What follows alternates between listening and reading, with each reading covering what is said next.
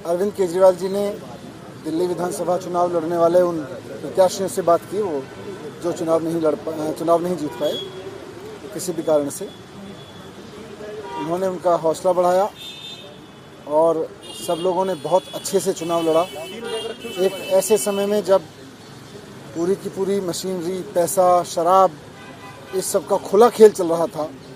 इसके दुरुपयोग का खुला खेल चल रहा था, चुनाव आयोग के नियमों की, चुनाव आचार संहिता की खुलेआम धज्जियां उड़ाई जा रही थीं।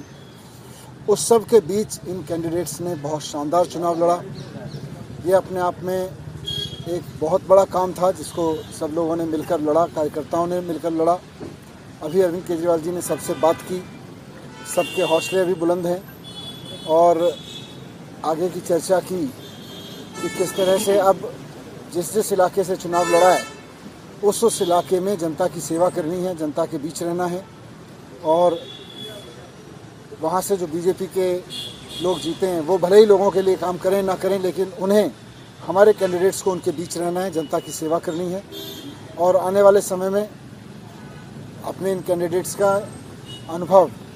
पूरे देश के लिए, पार्टी के प्रसार के लिए उनकी ड्यूटी लगाई जाएगी पूरे देश में, तो ये उनके साथ चर्चा हुई। सर, समीक्षा भी हुई क्या, जैसे इन सीटों पे क्या बड़े फैक्टर्स रहे जिसकी वजह से रिजल्ट्स इस तरह से अनएक्सपेक्टेड रहा आप लोगों के लिए? देखिए, समीक्षा तो होती रहेगी, साथ साथ चलती रहेगी, बहुत सारे फैक्टर्स रहेंगे, लेकिन जैसा मैंने कहा कि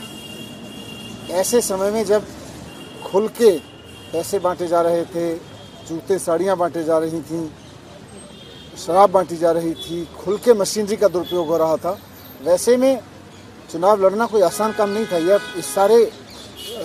तंत्र ने इस चुनाव को जिस तरह का बना दिया था, उस सब के बीच में सब लोगों ने बहुत अच्छा चुनाव लड़ा और जो भी कारण रहे लेकिन सक्सेसफुल नहीं हुए। लेकिन अब सभी लोगों को अरविंद केजरीवाल जी ने कहा है कि जो लोग हारे हैं वो भी अपने अपने क्षेत्रों में जनता के बीच रहेंगे, जनता के मुद्दे उठाएंगे, जनता की सेवा करेंगे और जैसे भी मन पड़ेगा, उनको भी इतने सारे लोगों ने सपोर्ट किया है, हज़ारों लाखों लोगों ने सपोर्ट किया है, जैसे भी मन पड़ेगा जनता की सेवा करेंगे और देश भर में पार्टी के लिए